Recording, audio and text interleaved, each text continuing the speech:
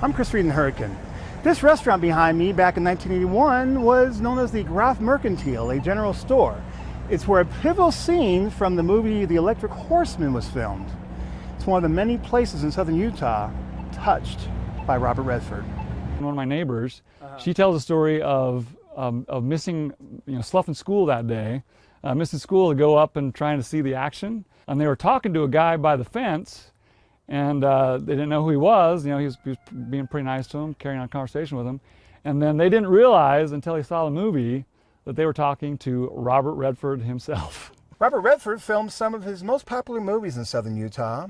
That included using the Grafton Ghost Town, Zion National Park, and Snow Canyon for Butch Cassidy and the Sundance Kid.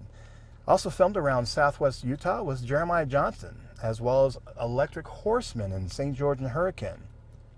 In the Electric Horseman, the so-called shoelaces scene, that was filmed at the Graff Mercantile in Hurricane, now a restaurant.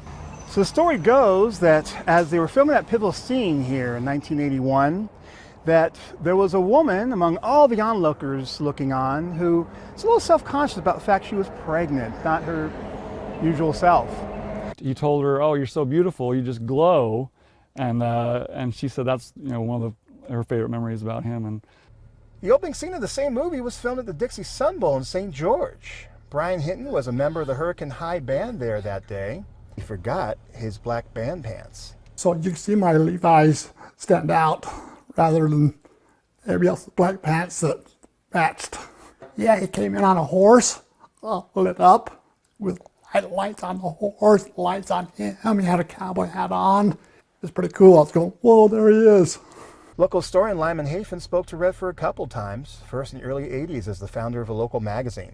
He said that that places in southern Utah were as special to him and as majestic and magnificent and important to him than some of those places in Africa.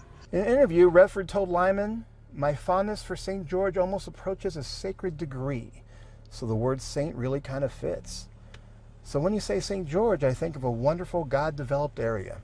The best developer in St. George has been God himself." From Hurricane, Chris Reed, Fox 13 News, Utah.